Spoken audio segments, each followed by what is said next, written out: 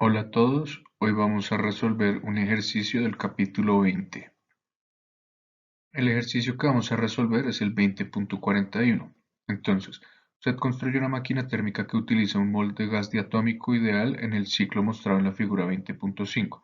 Esta es la figura 20.5 donde tenemos nuestro diagrama y nuestro ciclo.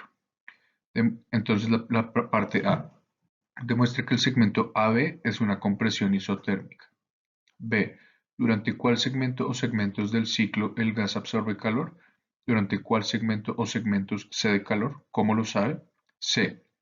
Calcule la temperatura en los puntos A, B y C. Y D.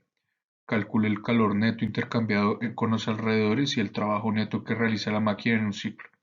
E. Calcule la eficiencia térmica de la máquina. Bueno, entonces para comenzar con la solución del problema, lo primero que tenemos que saber es la ecuación del gas ideal, que es esta. Esa es una ecuación muy importante que siempre debemos tener en cuenta en ejercicios de termodinámica básica. Entonces, bueno, lo que vamos a hacer es lo siguiente, vamos a calcular cuánto nos da PA por BA. Entonces, bueno, nosotros sabemos que en el punto A la presión que tenemos es de 2 por 10 a las 5 pascales y el volumen que tenemos es de 0.01 metros cúbicos. Entonces, al multiplicar los dos valores vamos a obtener pues el valor que dan joules, pues al hacer las unidades, el álgebra con las unidades, y vamos a llegar a un valor de 2 por 10 a la 3 joules. Lo mismo vamos a hacer en el punto B, que es el punto de acá. Vamos a tener que la presión en B es igual a 4 por 10 a las 5 pascales y el volumen en B es igual a 0.005 metros cúbicos. Al hacer la multiplicación vamos a llegar a 2 por 10 a la 3 joules. Entonces, ¿qué sabemos acá? Pues básicamente que los valores son iguales. Entonces nosotros podemos igualar estas dos ecuaciones, podemos igualar PA igual a BA. Pero entonces, como tenemos la ecuación del gas ideal, nosotros sabríamos que tenemos esto de acá, que es nRTA igual a nRTB. Entonces, pues como n y r son constantes, podemos cancelarlas y vamos a llegar a que TA es igual a TB. Y precisamente esta es la definición de un proceso isotérmico, perdón. Entonces, con esto solucionamos la primera parte. Ahora, va a decir qué pasa en cada parte del ciclo. Entonces, como ya demostramos en la diapositiva anterior, el proceso que va de A a B es un proceso isotérmico. Pero adicionalmente, como el volumen está disminuyendo, es decir, el volumen A es mayor que el volumen B, y aquí vemos la dirección del ciclo dada por la flecha, nosotros sabemos que el calor tiene que ser menor a cero y por lo tanto el calor está saliendo del sistema. De igual manera, nosotros sabemos que en el proceso BC es un proceso isobárico, es decir, la presión es constante. Entonces vamos a usar la siguiente ecuación para calcular el calor y adicionalmente como el cambio de volumen es mayor a cero, porque sabemos que pues, en C el volumen es mayor que en B, entonces el delta va a ser mayor a cero, sabemos que el calor tiene que ser mayor a cero y por lo mismo se sabe que se está absorbiendo calor. Ahora, en el proceso CA, tenemos que el volumen es constante, entonces por lo tanto es un proceso isocórico, entonces tendríamos que usar esta otra ecuación para calcular el calor, que pues la diferencia entre esta y esta realmente es el Cp y el Cv, que tenemos la definición acá, pero lo que nos piden ahorita es saber si sale o entra, entonces sabemos que el delta de presión va a ser menor a cero, porque pues aquí se ve al hacer el cálculo va a ser menor a cero, y entonces de esto se sabe que el calor va a ser menor a cero y por lo tanto el calor tiene que estar saliendo. Entonces digamos que con esto podemos saber si está entrando o saliendo en cada uno de los casos. Bueno, entonces ahora nos piden calcular la temperatura en todos los puntos del ciclo. Entonces, bueno, para calcular la temperatura en estos puntos, lo primero que vamos a hacer es hacer uso de la ecuación del gas ideal y vamos a despejar la temperatura en todas. Entonces, nosotros ya habíamos calculado que PABA tenía un valor de 2 por 10 a la 3 joules. Y adicionalmente sabemos que N y R son constantes, entonces va a ser el mismo valor para todos. Entonces, haciendo este cálculo, tenemos un valor de 241 Kelvin.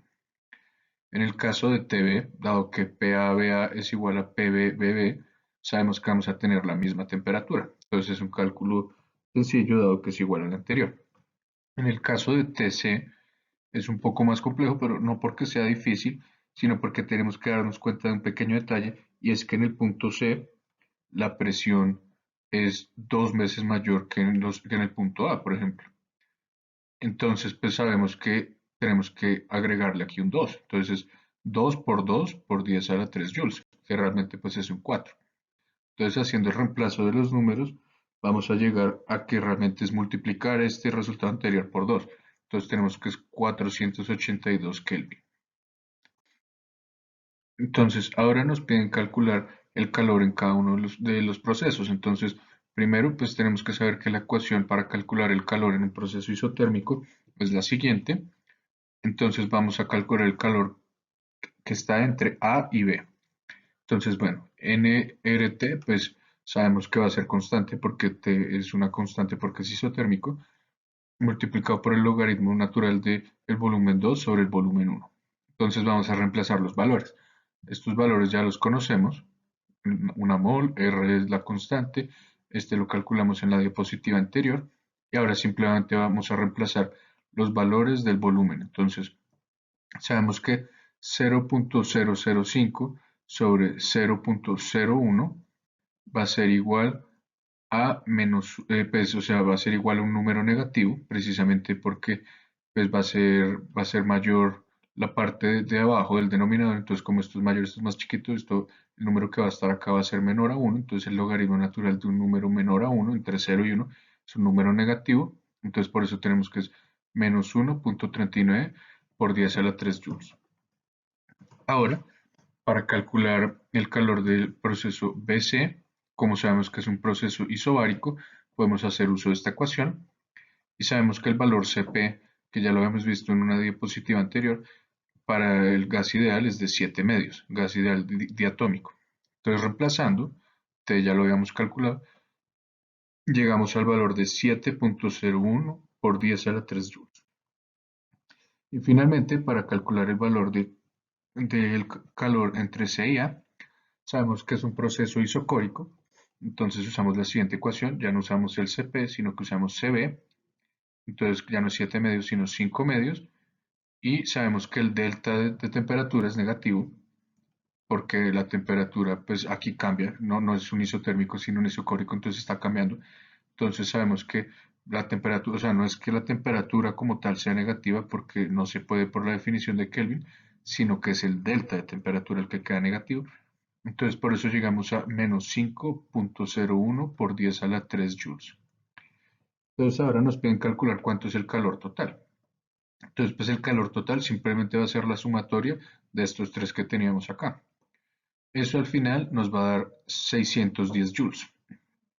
Adicionalmente nos dicen que podemos calcular el trabajo. Entonces pues bueno, ¿qué hice yo aquí para calcular el trabajo? Simplemente utilicé la primera ley de la termodinámica. Nosotros sabemos que la energía interna en un proceso cerrado, o sea, que fue todo lo que hicimos acá, es cero. Entonces podríamos decir que esta parte se va a cero y pasamos el trabajo al otro lado. Entonces podemos calcular de una vez el trabajo total y sabemos que es 610 joules. Y finalmente, para calcular la eficiencia, simplemente usamos la fórmula, que es trabajo sobre QH, QJ se conoce en el libro, y eso va a ser igual a 610 joules sobre 7.01 por 10 a la 3 joules, que era este número que habíamos calculado acá, precisamente. Entonces vamos a reemplazarlo y eso nos da que tiene una eficiencia del 8.7%. Con esto finalizamos el ejercicio. Muchas gracias.